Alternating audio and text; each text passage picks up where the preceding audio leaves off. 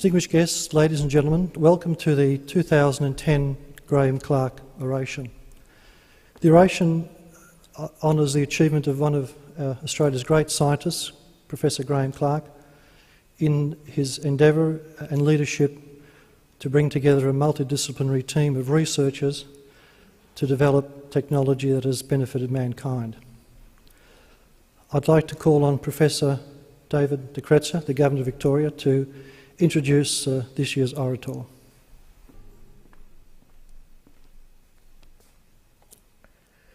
Dr. Craig Venter and Ms. Heather Kowalski, Professor Graham Clark and Mrs. Margaret Clark, Mr. Tony Lufton, Cabinet Secretary, Mr. Michael Thurston, Consul General of the United States of America, and Mrs. Sabine Thurston, distinguished guests, ladies and gentlemen. Putting technology to use to improve the health and welfare of mankind occupies some of the best minds in research. In Professor Graham Clark, we have such an individual. His vision, passion, commitment and endeavour over several decades to develop the bionic ear has been rewarded with over 120,000 people around the world having received the gift of hearing. The Graham Clark Oration is an opportunity to have an individual whose research and endeavour has made an impact on mankind to inspire us with their story. We are therefore very pleased to have Dr. Craig Venter deliver the 2010 Graham Clark Oration. Dr. Venter, like Professor Clark, has demonstrated vision, passion, commitment and endeavour that all of these can work well together to achieve great results. Dr. Venter was born in Salt Lake City and entered the US Military Corps before entering the University of San Diego to study biology and to complete his PhD in physiology and pharmacology, also at the University of California, San Diego. From 1976 to 1985, Dr. Venter was a research scientist at the State University of New York at Buffalo before moving to the National Institutes of Health in 1984, where he developed express sequence tags, or ESTs, a revolutionary new strategy for rapid gene discovery. In 1992, Dr. Venter founded the Institute for Genomic Research, a not-for-profit research institute where in 1995 he and his team decoded the entire genome of the first free-living organism, the bacterium Haemophilus influenzae, using his new whole genome shotgun technique. This breakthrough was the basis for the subsequent sequencing of the human genome, one of the most remarkable achievements of the latter half of the 20th century. This culminated with the announcement in 2007 by Dr. Venter and others that they were the first to sequence the first complete genome of an individual human. The ability to read the genetic makeup of an individual has profound implications for how medicine is practiced and for how the lives of people can be improved. The advances in information technology made much of Dr. Venter's astonishing progress possible and now offers the prospect of playing a role in writing a genetic code to create synthetic life. This possibility has been aided by his immense amount of work that Dr. Venter and his team have carried out in sequencing the genomes of a large number of species, including algae. Dr. Venter has had a profound impact on science, and his legacy will live on for many years. It now gives me great pleasure to invite Dr. Craig Venter to deliver the Graham Clark Oration. Thank you.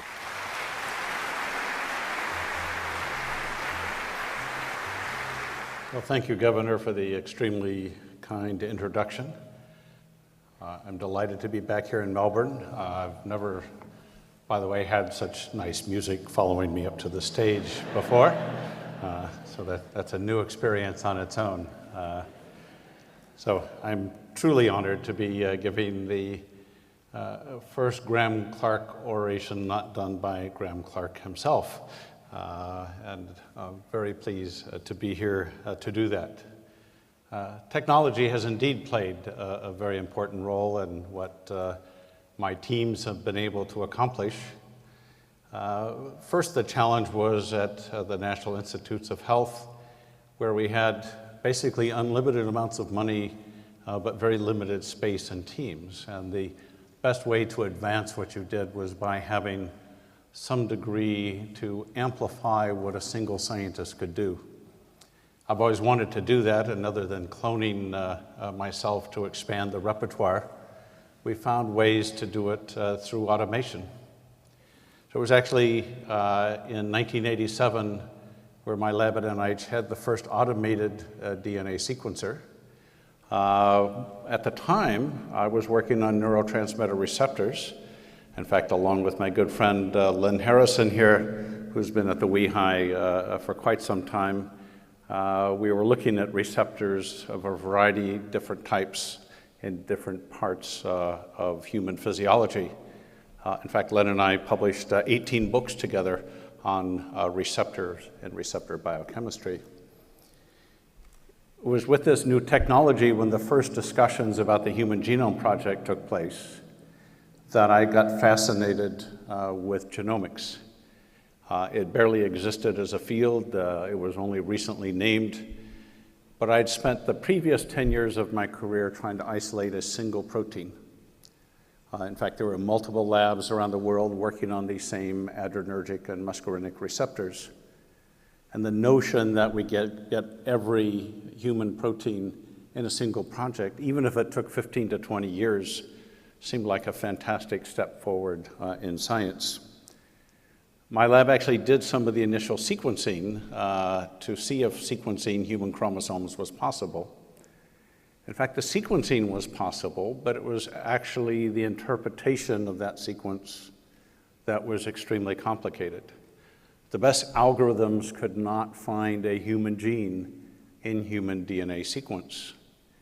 We actually had to try and do our crude predictions and then go to express gene libraries with cDNAs to see if we could find something that matched the sequence. It was actually on a flight back from Tokyo to Washington where I ran out of reading material, so I had nothing to do but think for 12 hours. And I came up with an idea of just randomly selecting and sequencing cDNA clones. That led to the EST method, and the rest has sort of followed very rapidly from there. So in fact, from that point on, I was able to shift to much bigger questions because genomics was so broad. It took in the definitions of what is life.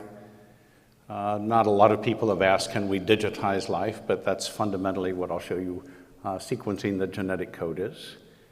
Many scientists for a long period of history have asked how extensive it is.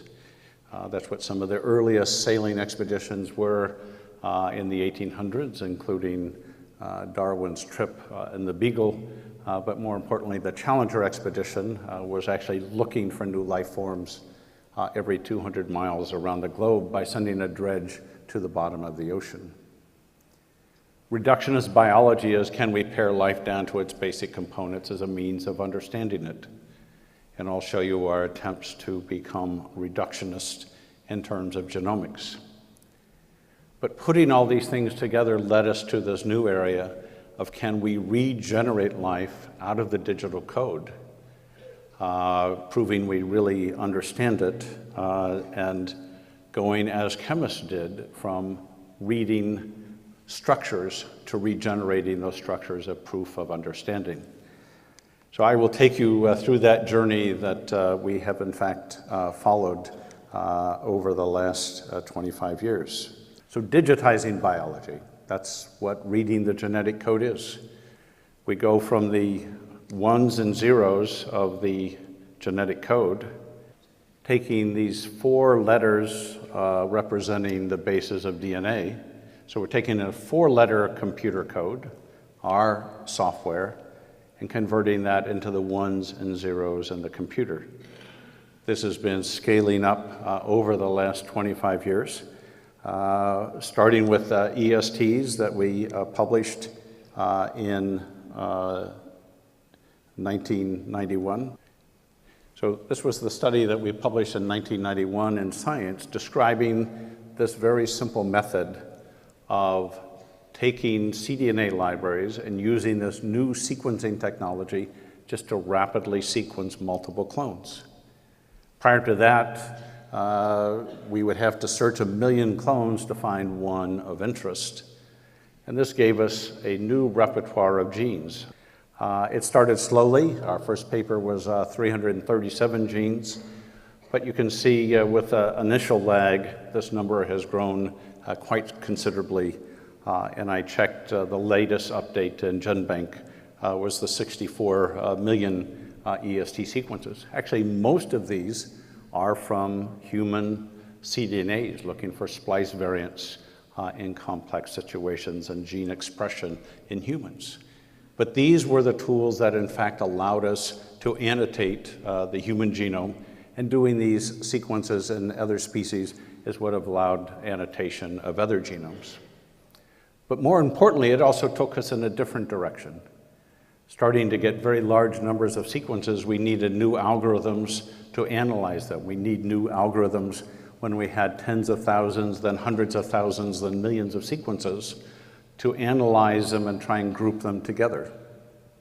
So Granger Sutton, a young computer scientist, then at my new institute, Tiger, developed an algorithm for putting these sequences together.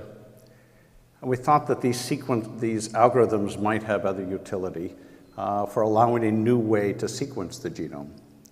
The next slide was the accumulation of this with the first genome of a free-living organism, pathogen Haemophilus influenzae. And basically the notion was just shattering the genetic code into small pieces, selecting those randomly. So randomness has been a key feature of all these techniques. Sequencing these random pieces and then using the computer algorithm to reconstruct in the computer the genetic code.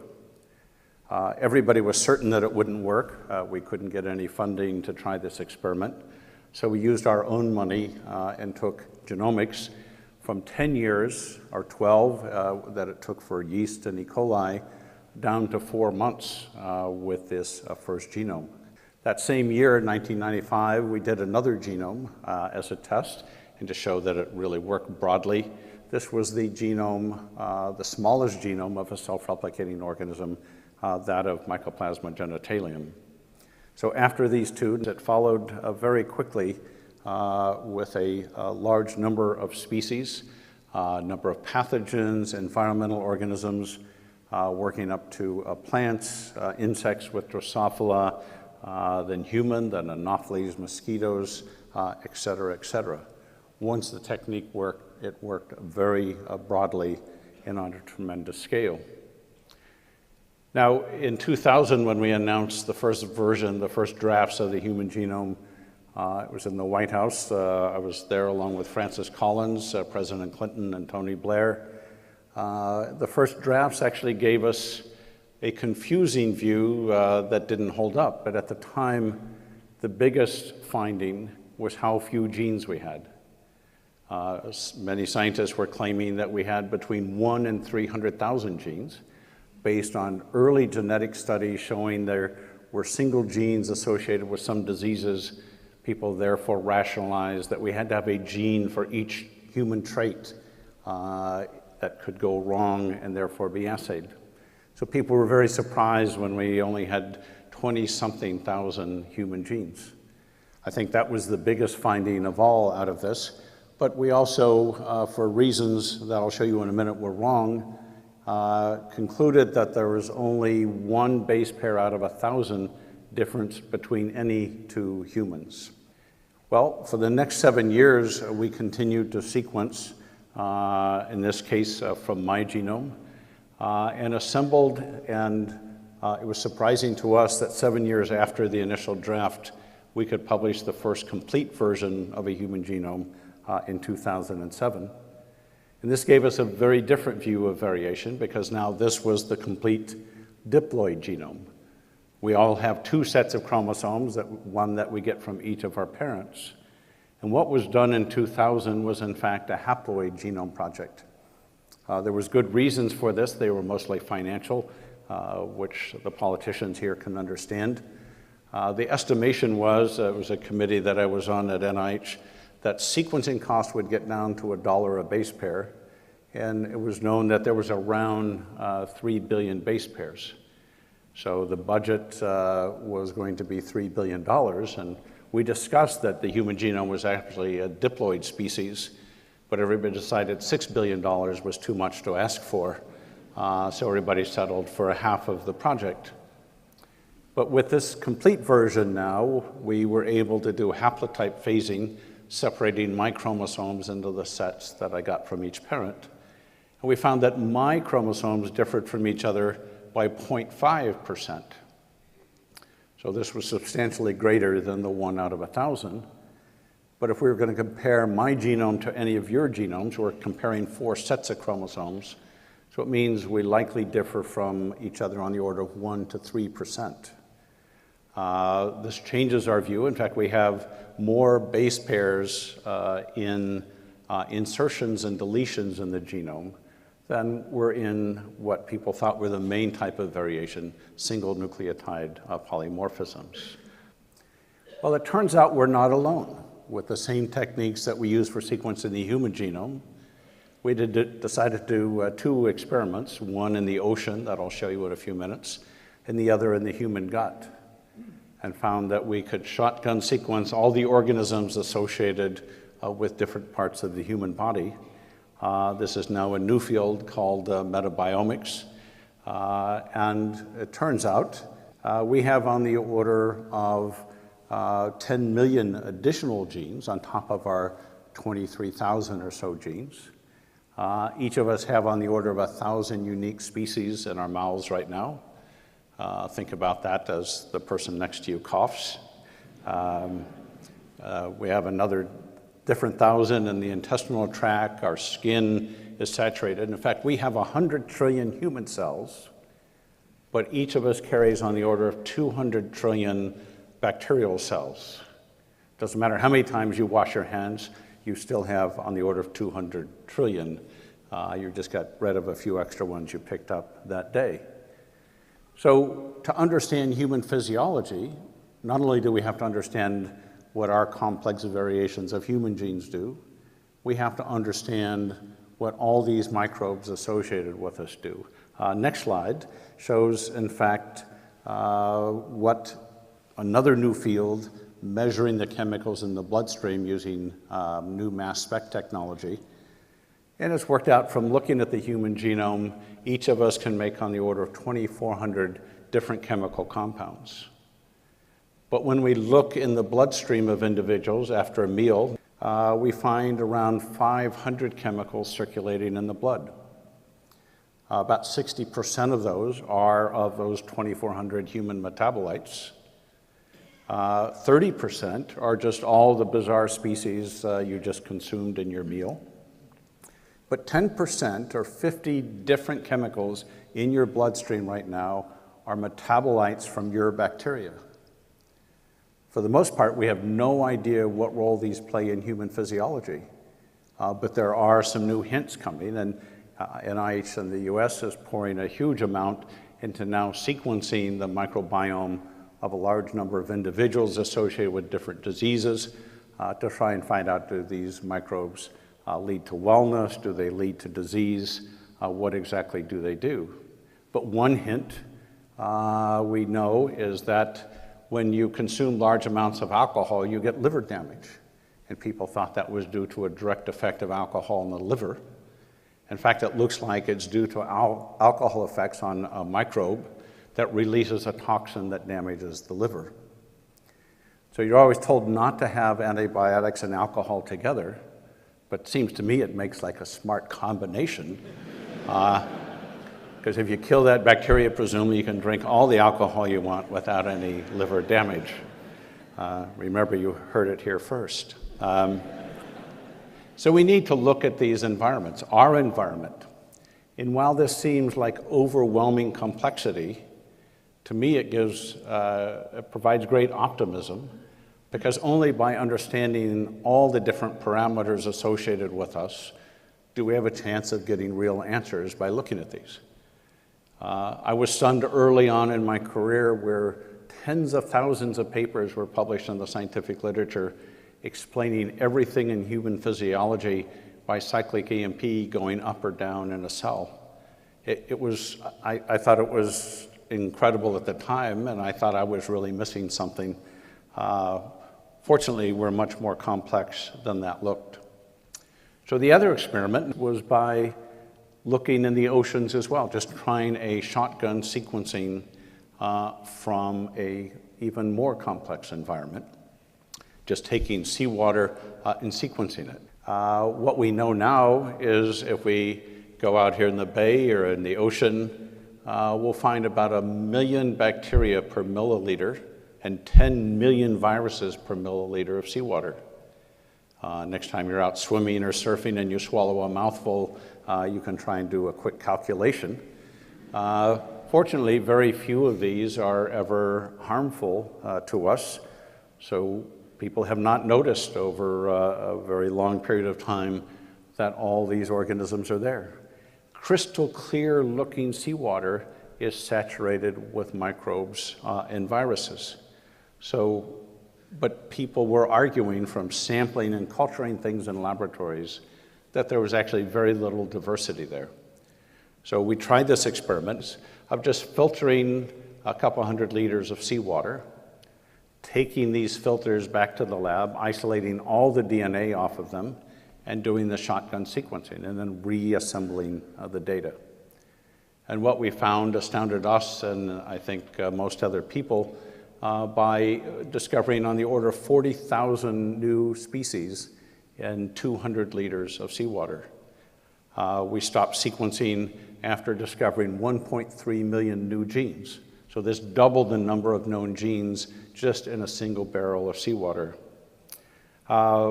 We took these first samples and we decided instead of sampling in the same places again, this was off of Bermuda and the Sargasso Sea, that maybe there were some organisms that were really rare in that environment, and if we had sampled in other environments, those same organisms might be much more abundant. So that led to the start of the Sorcerer II expedition. This is our sample-taking research laboratory. If there's anything I've ever done that's angered my colleagues, it was this, being able to sail around the world on my own boat doing science and making major discoveries. It's been the best of all worlds. And some of those discoveries explain how we, in fact, have this tremendous diversity that people ignored. For example, people argued in the Sargasso Sea because there were no nutrients, we would find very little life. We were told we'd find 1 or 2 organisms, one called SAR-11 and a couple of others, but really not much there. What we found is nearly every organism in the upper parts of the ocean have photoreceptors. The same structure as your photoreceptors looking at me in the slide. Very similar in structure to the receptors that I spent a decade working on, the adrenergic and cholinergic receptors in the 7 transmembrane family. And it turns out these organisms from these unique photoreceptors get energy directly from the sun. Not photosynthesis, just direct electron transfer through these photoactivated receptors. The blue at the bottom of this slide shows the world's extent of photoreceptors before we did this experiment. Now we have literally tens of thousands of different ones. You can see the branching in this is quite deep. Well, having a GPS associated with each sequence, we're able to ask some unique questions. So we're able to line up all these different 7 transmembrane receptors. There's a single amino acid that determines the wavelength of light that these receptors see. And we could see the variation in those. There were some known, but most of them were new unknown ones. This allowed us to ask the question, was there any unique correlation between the geography and the wavelengths of lights that were seen? In fact, there was, and in retrospect, it's very rational. Out in the Sargasso Sea, it's a deep indigo blue. The organisms that thrive there see blue light. You get into coastal waters where there's a lot more chlorophyll, they see primarily green light. Places like the Panama Canal, freshwater loaded with algae, they see totally green light. There's one base pair change that changes the photoreceptor from seeing blue to green light. And it's changed 4 times in recent evolutionary history. And you can see the selection power. By having this specificity in the wavelength of light, it gives a tremendous survival advantage. So just one selective entity like this can determine who's in an environment. So this is the route we initially followed. We did a circumnavigation, spending over 6 months here in Australia, sampling around the Great Barrier Reef and the bars in Sydney. And taking samples every 200 miles as the Challenger expedition did. Jeff Hoffman, with collaborators in Sydney, has made several side trips down to Antarctica, sampling from the lakes there and on the waters to and from there. We went back and covered the west coast of North America from Panama up to Glacier Bay in Alaska, taking extensive samples. And we're off to a new phase that I'll show you in a minute. What we started to find really confused and amazed everybody in terms of the types of diversity. Scientists were measuring 16S RNA as an indication of diversity. The next slide, please, shows a graphical tool we developed to try and understand this complexity. So across the 100% line at the top there would be one of the representative genomes, one of the SAR11s. Each of these little colored bars represent 900 base pairs of sequence. They're color-coded by the different environments that they were found in. But instead of, like us, clustering around 1 to 3% variation, we have 40, even 50% variation. Because the sequencers are 900 base pairs, and a typical bacterial gene is 900 base pairs, and they were random fragments, we got on the order of 1.4 genes discovered per sequence. It also totals who the nearest neighbor of each gene was. And these genomes, even though they vary by this very high number, have largely the same genes in the same order.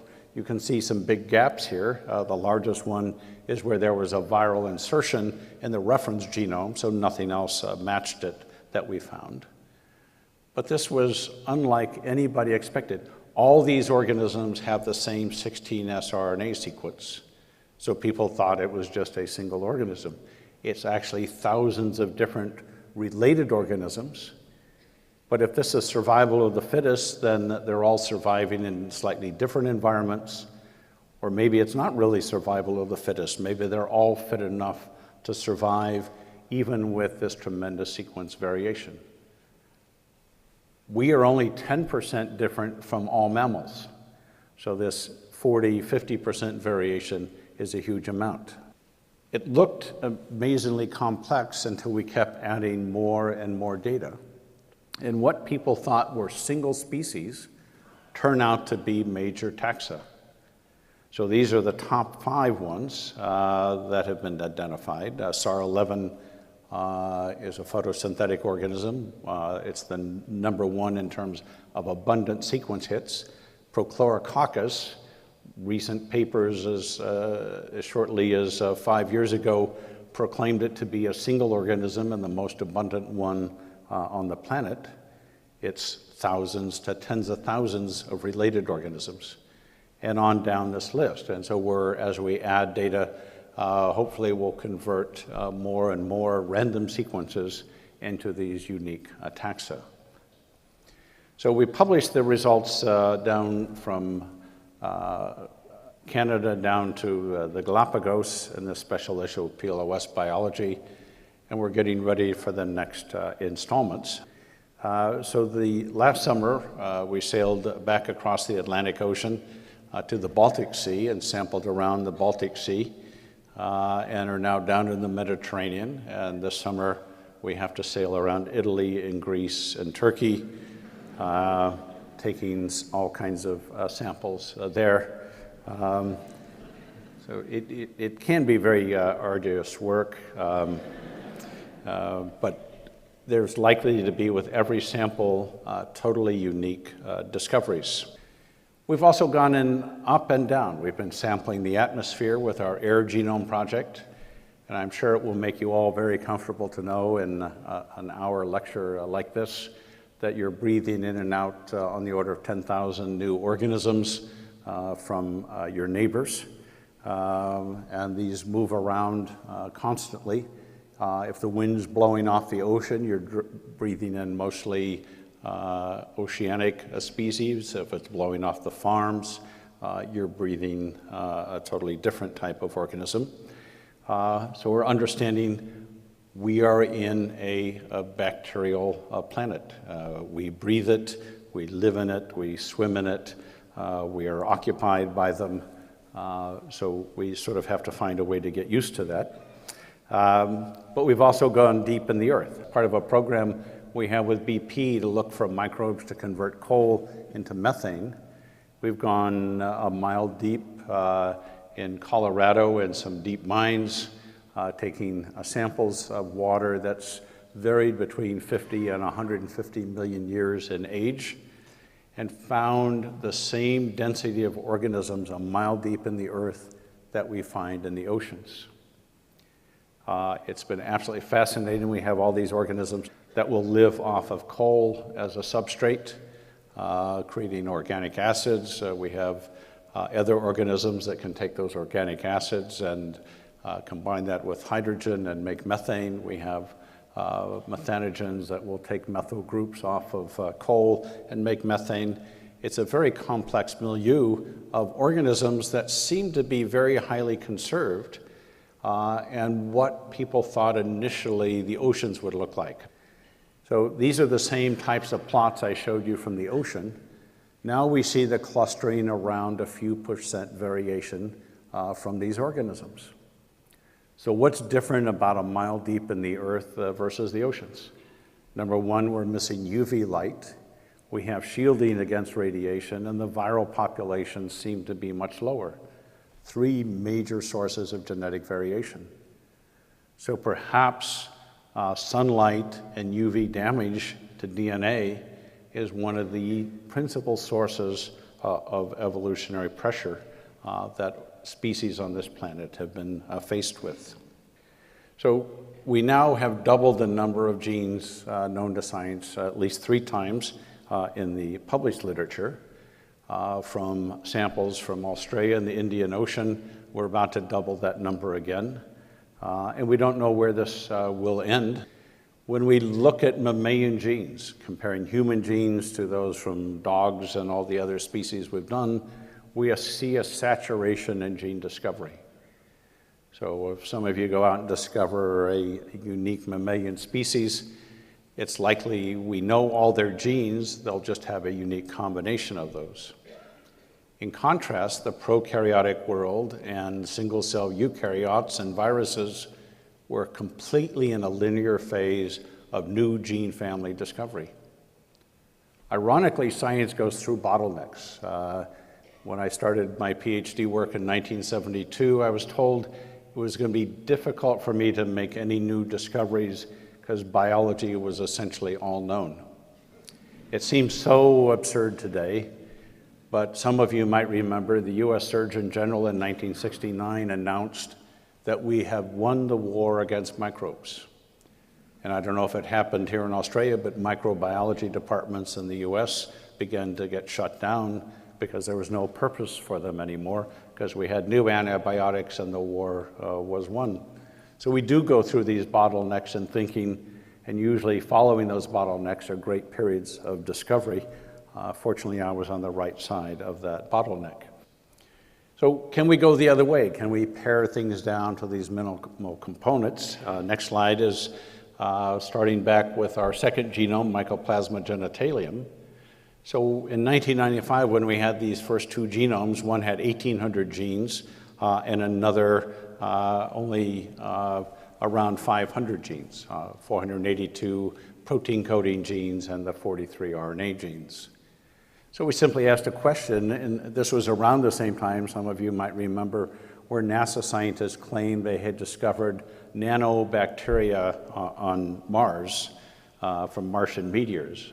It could have been a sitcom show, but simple calculation showed that their nanobacteria had such a tiny volume you couldn't even get the smallest piece of viral RNA or DNA in those, and it was worked out subsequently to be an artifact.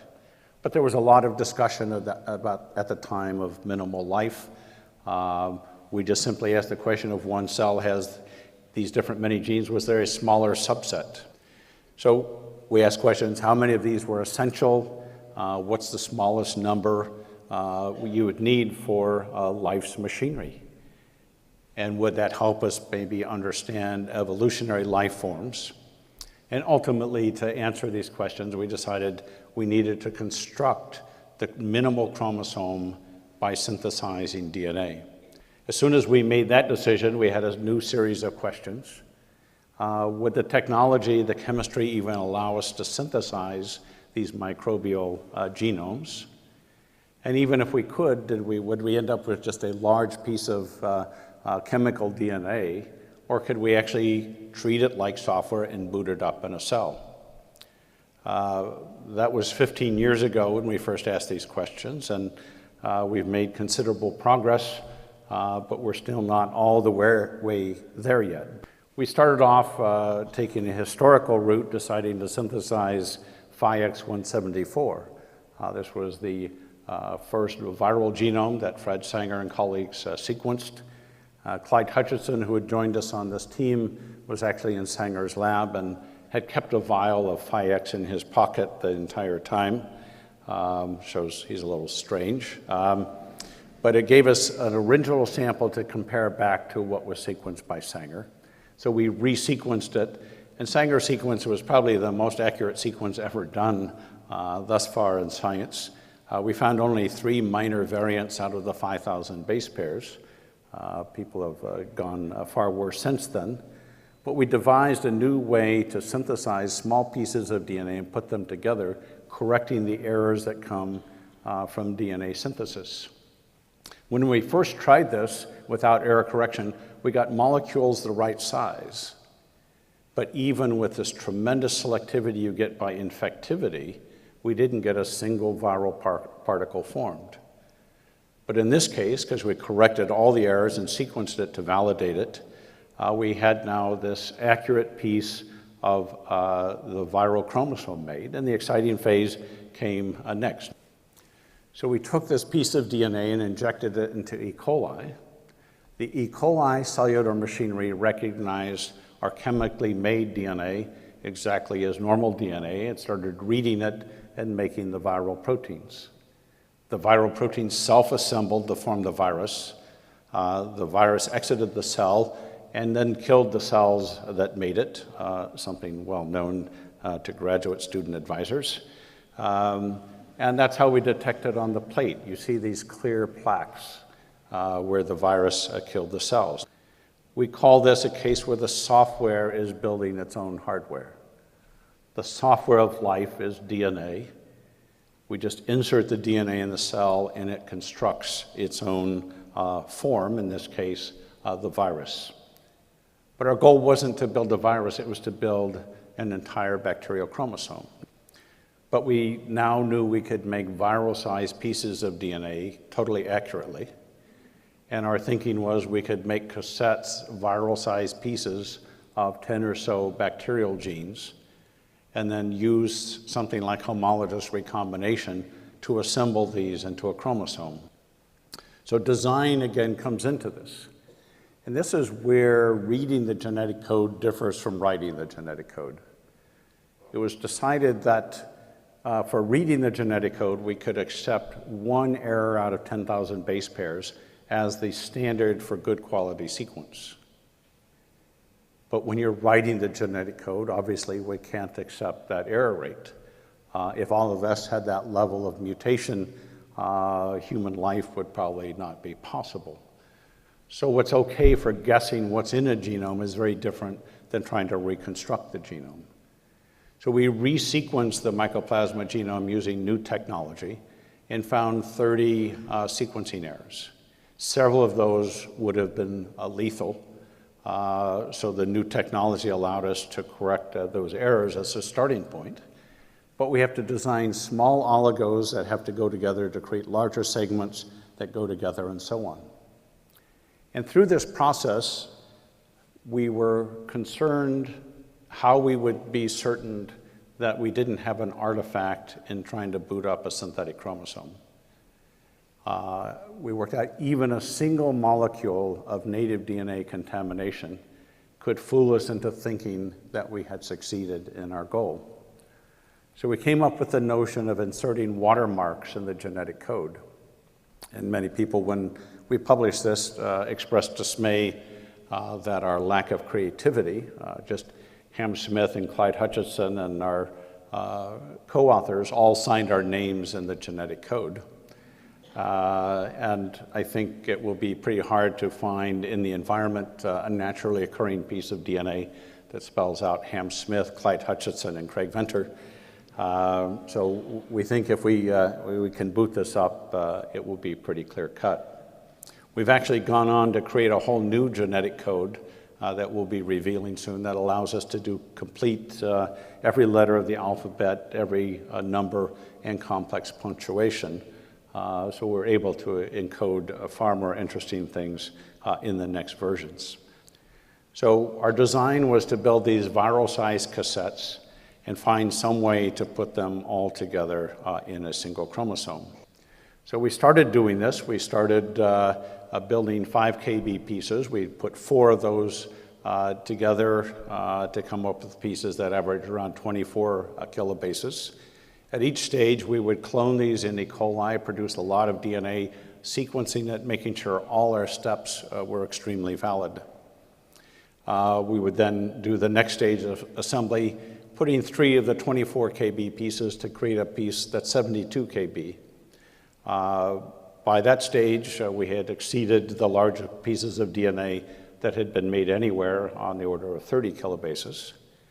But it was the next stage where we put 2 of these 72 kilobase pieces together to get over 100 kilobases, 144 kb, because then we started to exceed the cloning ability of pieces of DNA in E. coli. So we were looking around for a number of different systems, and one we had been characterizing for a long time is shown in the next slide, that gave us some key ideas. This was, I think, the 5th genome we had decoded. This is Deinococcus radiodurans that can take 3 million rads of ionizing radiation and not be killed.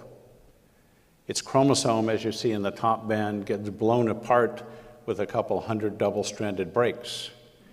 But after 12 to 24 hours, it reassembles its chromosomes exactly as they were before, and it starts replicating. So this was the biological equivalent of our computational assembly, and we thought this would be the perfect system for us to try and assemble these pieces of DNA. We went through about 6 postdoc lives, not literally on this, but figuratively. And we were never able to get this to work in vitro outside of the cell. But some simple experiments with a much simpler system said these properties were quite ubiquitous in life. And we found that brewer's yeast does this quite handsomely. And we thought we could use then yeast's powerful homologous recombination to assemble these pieces. So we took the 4 quarter molecules that we made from 4 bottles of chemicals, inserted those in yeast with special designed overlaps, and a vector that contains an artificial yeast centromere. In simply putting these 5 pieces together in yeast, yeast assembled the entire genome for us in a single step. So this resulted in our publication in Science. This was the complete synthetic chromosome. All approximately 600,000 bases. It was sequenced, everything was exactly as we had designed and built, including all the watermarks. And this is the largest molecule published to date made by humans of a defined chemical structure. But we asked other questions. The next slide, we wondered, instead of putting the 4 quarter molecules in, could we throw in the 24 kb pieces and see if the genome could be assembled from 25 pieces. So just throwing in these 25 overlapping synthetic DNA pieces into yeast, again, yeast just immediately assembled the complete bacterial chromosome. And this was our publication describing that in PNAS. So we figured, well, if it can do 25 pieces, can we go even smaller? And so this is a series of experiments making synthetic oligonucleotides. So the top one is making 38 60-mers that each overlapped by 30 base pairs. So basically half of the small piece of DNA overlapped. And you can see yeast just assembled these oligonucleotides into these much longer fragments. These are absolutely amazing processes, and all of these have taken what took us over a decade to do down to an afternoon. This is just the Dan Gibson's paper describing starting with oligonucleotides going to pieces over several hundred kilobases. Well, we weren't satisfied with that because we wanted to find a way to automate this process. This is Dan Gibson's work. He found he could create a single-step isothermal reaction using just 3 enzymes. So we have overlaps. One enzyme chews back a little bit so the pieces go together, and then we just ligate them together. So we have this single pot reaction. You just dump in the overlapping DNA molecules off a DNA synthesizer, these 3 enzymes, and you get out your assembled genes or genome. Next slide actually shows we did this by making the mouse mitochondrial genome in a single step, just throwing these pieces in and just selecting them and checking them. 1/4 of the clones had no errors, so it was 100% accurate in a single pot step. So I'm sure all of you understand what this means now, is we can go straight from a computer to synthesize large pieces of DNA molecules without any human intervention. We can simply create a robot to do this, going from DNA synthesizers to assembled DNA of variety of sizes. In fact, the pieces are getting really large that we can make in single steps. So the challenges now are booting up this new software. So how do we boot up a synthetic chromosome? Now, we started both paths in parallel because, in fact, I thought the chemistry would be solvable. I didn't think it would take us a decade or more. To be fair, we did stop to sequence the human genome, but we came back to that afterwards.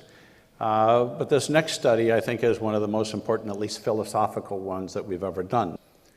So this is the study we published in 2007, where simply by changing the software of life in a cell, it completely converted one species into another. So because this is such a key experiment, let me walk you through this. So we had 2 related mycoplasma species, roughly the same distance as we are from mice, a little over 10% different. We isolated the chromosome from M. mycoides, and a lot of this was trying to work out what the DNA structure had to be. So if we're synthesizing DNA molecules, we have to know, can they be linear? Do they have to be circular? Do they have to be supercoiled? And it turns out, to make a long story short, we answered a lot of this. The DNA does have to be supercoiled. You can't have a single nick in it, or it can't be processed. And we added a couple of gene cassettes to this M. mycoides chromosome, one just for simple selection, and one so it would turn cells bright blue if it was expressed. We also didn't know if there were proteins required.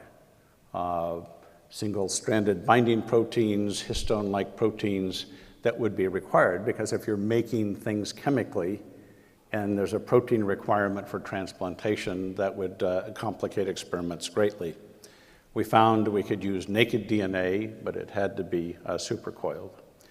So we had our recipient cells, M. capricolum, and we simply inserted the new chromosome into these cells. I say simply Those of you who've tried pipetting large pieces of DNA, you know you can't do it because DNA is so brittle, just the act of pipetting it will cause it to shear.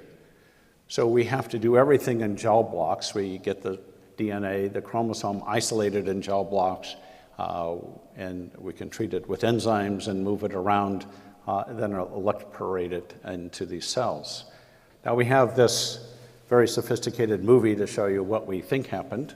So we inserted the new chromosome into the cell, and now we have a capricolum cell with 2 pieces of DNA software in it. So the genetic code of the new software started to be read, and some of the early proteins that were expressed were restriction enzymes that recognized the capricolum genome as foreign DNA and chewed it up. So now we have a capricolum cell with the mycoides DNA software. In a very short period of time, we had these bright blue cells, and when we characterized them, they had the complete mycoides genome in it. There was no capricolum DNA. When we isolated the proteins and sequenced them, every capricolum protein had disappeared, and we only had mycoides proteins. Looking at antigenic markers, everything we looked at, all the existence of the capricolum species was gone, and we had transformed it into mycoides.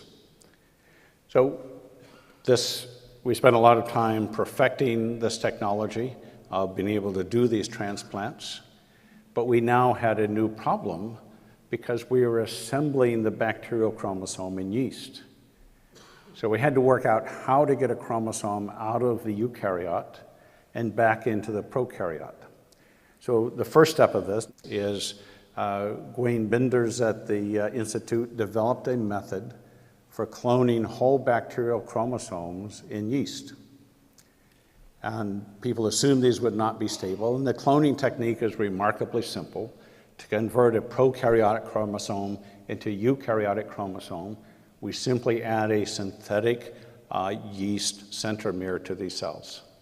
And now the bacterial chromosome grows as a eukaryotic chromosome in yeast.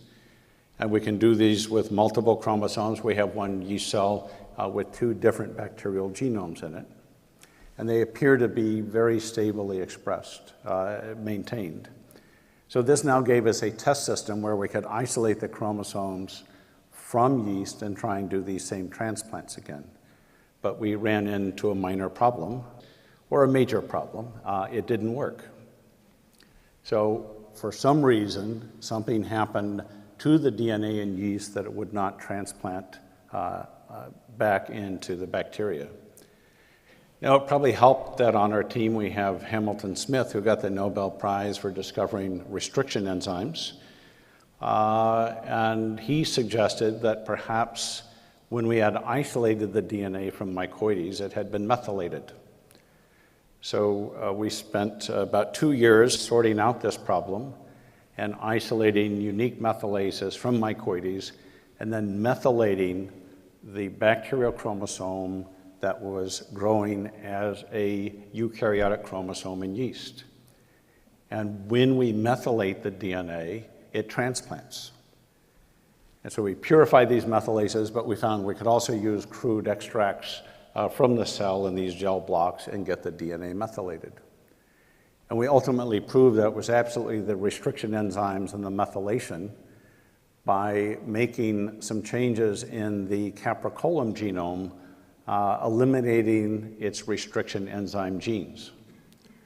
So the unmethylated DNA would get restricted by the capricolum enzymes, but in the case where we remove those enzymes or the DNA is methylated, transplants work directly out of yeast. So this was a huge step, and this was what we published last August.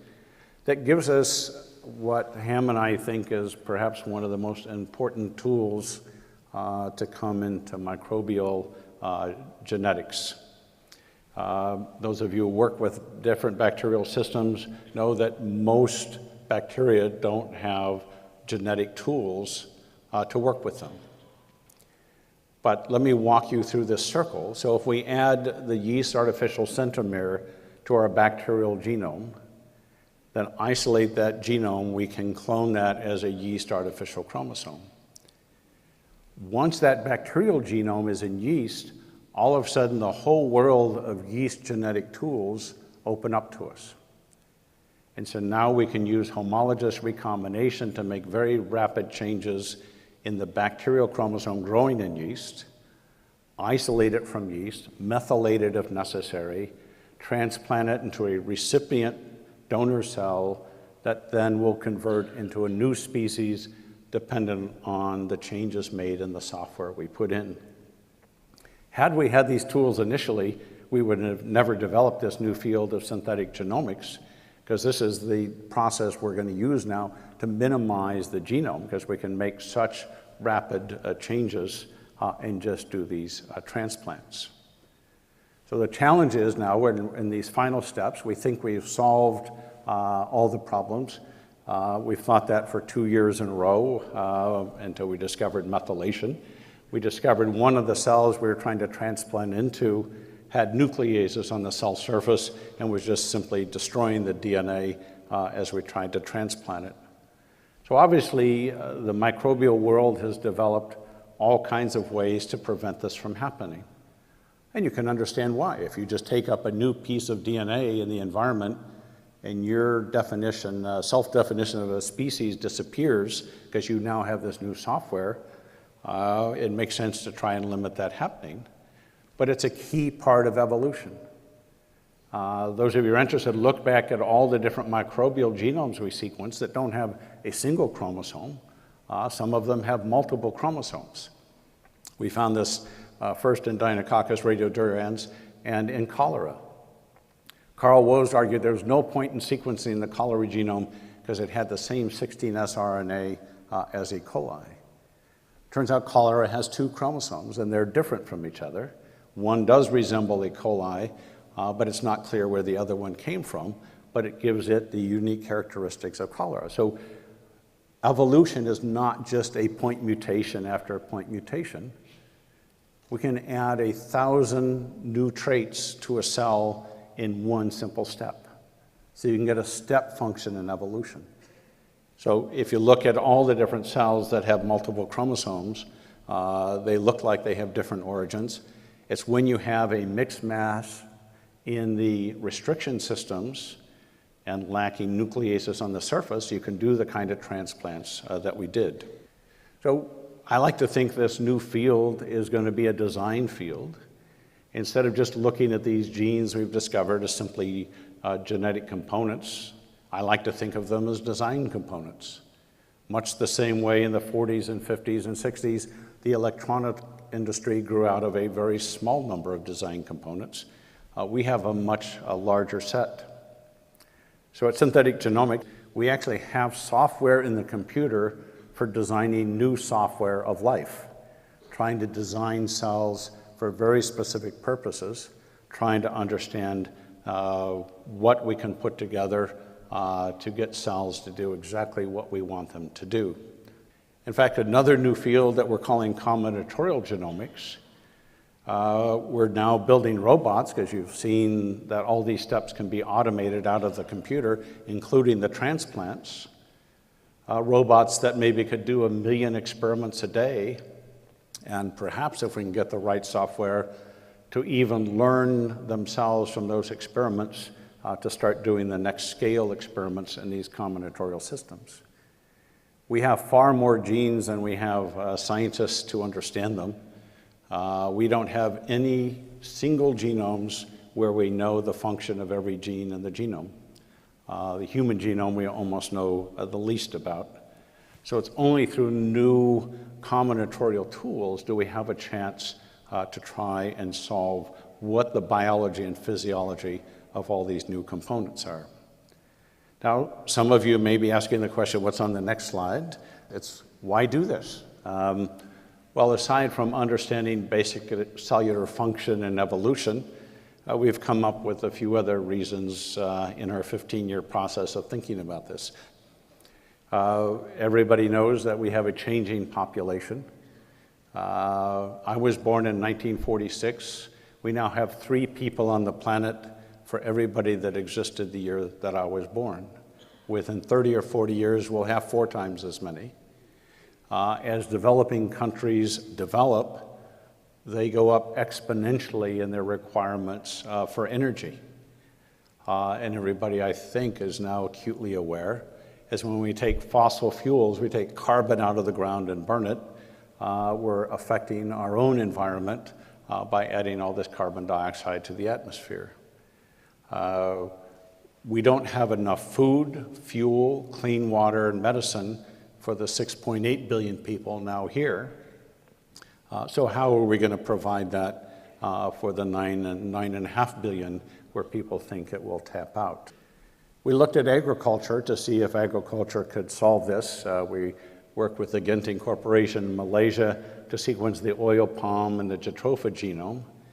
And even though oil palm has the most productivity per hectare, looking at algae as a possible source exceeds anything you can get out of agriculture by an order of magnitude with even simple estimates of levels of development. So we spent some time working on designing cells to start with carbon dioxide as their carbon source, something we learned from sequencing the first archaea in 1996 that takes CO2 to methane as its energy source. So starting with carbon dioxide, using sunlight to convert that, we reasoned we could make a variety of different substances from that.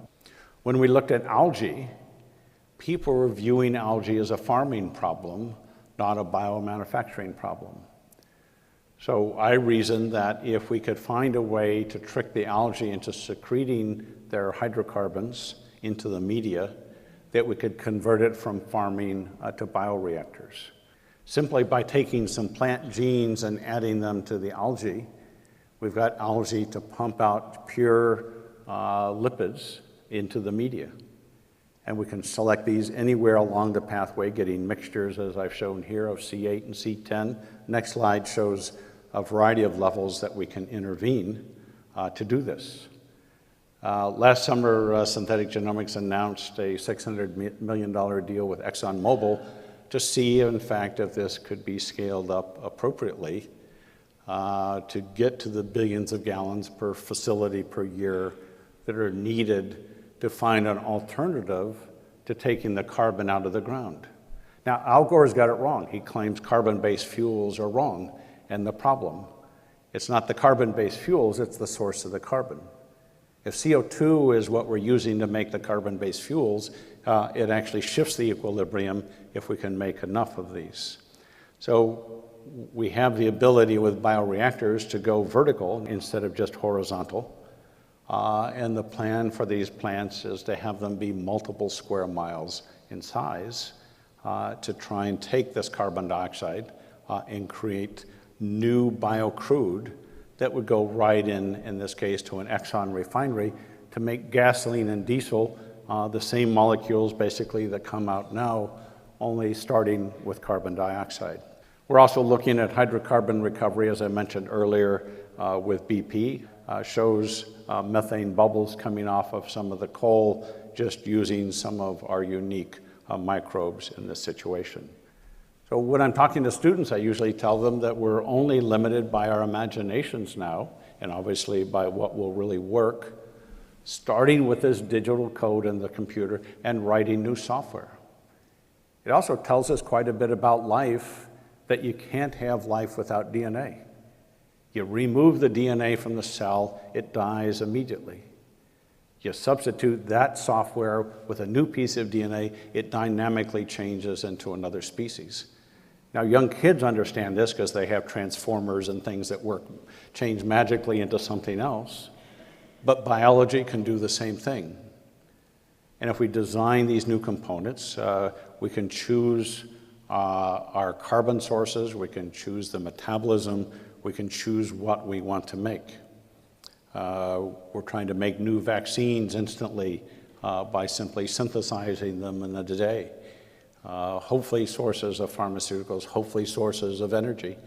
The challenge are scalability and adaptability. Part of the adaptability, and we've asked these questions from the beginning, are some of the ethical questions that might be swirling through your brains right now. Having a major ethicist come to Washington to give a seminar, having a dinner with him, I said, I assume you've heard every ethical question in biology. And he said, oh yes, I've heard it all. And I said, well, has anybody asked you, is it okay to make life in the laboratory? And he said, no, nobody's ever asked that before. And so we funded a team at the University of Pennsylvania. This has been a year and a half looking at this issue, and they published their results in this paper in Science in 1999. And we've had constant discussion since then. Obviously, the ethical review was before our first experiments. We've had continuous funding from the Sloan Foundation that funded the Venture Institute along with MIT and the Center for Strategic and International Studies in Washington, D.C. to look at security concerns, because that was cited in the initial review that this is very powerful technology, and the biggest concern is somebody using it to cause harm versus developing it for positive reasons. So there's constant ongoing discussion. We've had reports out of our National Academy of Sciences.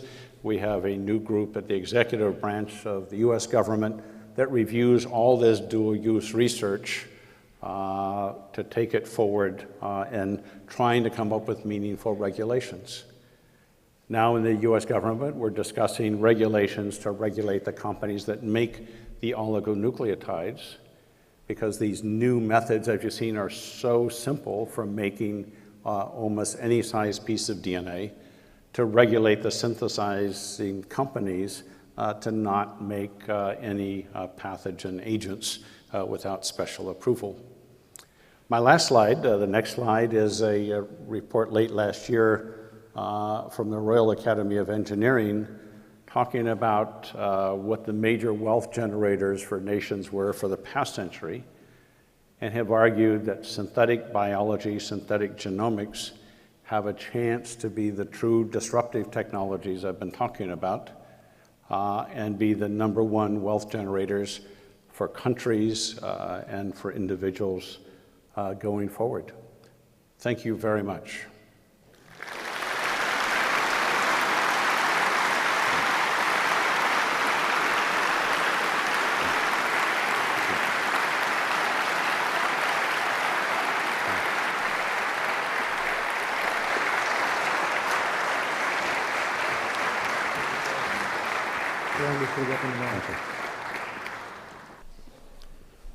Ladies and gentlemen, would you join with me in thanking Dr. Venter for his wonderful and inspiring presentation. Thank you.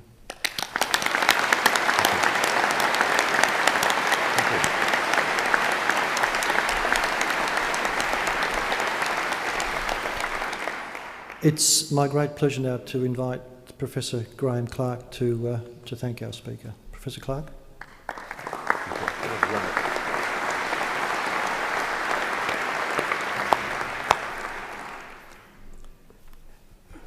Your Excellency, Dr. Carl Venter, distinguished guests, ladies and gentlemen, well, I'm sure you'll agree with me that that was truly a magnificent address on science that is visionary and something that should inspire us all.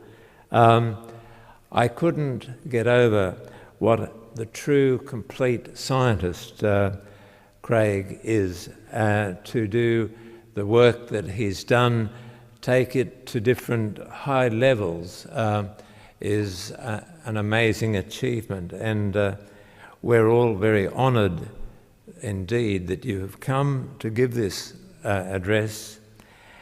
And I also thought how wonderful too that it's been interdisciplinary and also taking research through to outcomes that are benefit to all people.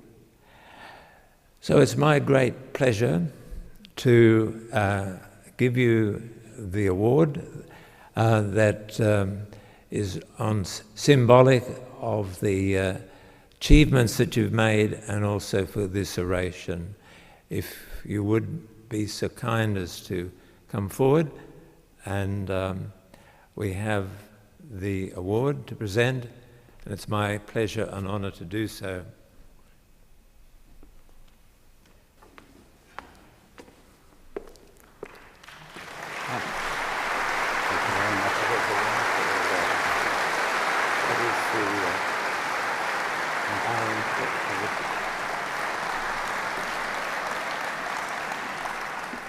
This, for those of you who can see, could be representing the human cochlea, but I now think it's probably a synthetic genome. Congratulations. Thank you very much. Thank you.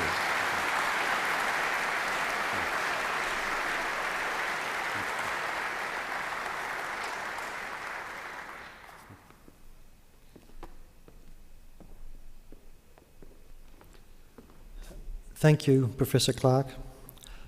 Ladies and gentlemen, before I close, I'd like to thank the sponsors of this event. It's not possible to put on an event of this magnitude without the very generous support of sponsors.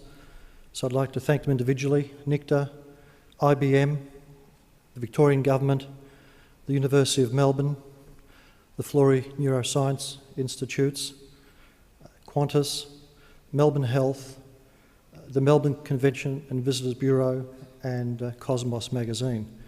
Would you please join with me in thanking them for their very generous support of this event. Thank you.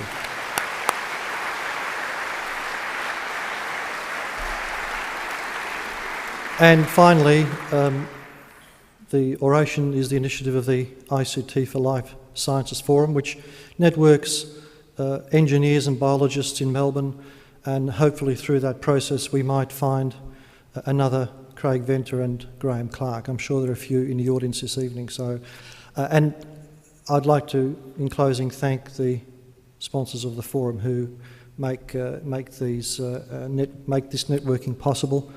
NICTA, the Melbourne School of Engineering, the Barnett Gear Institute, the Florey Neuroscience Institutes, RMIT University, Phillips Ormond Fitzpatrick, the Victorian Partnership for Advanced Computing, Melbourne Ventures, the Victorian E-Research Strategic Initiative.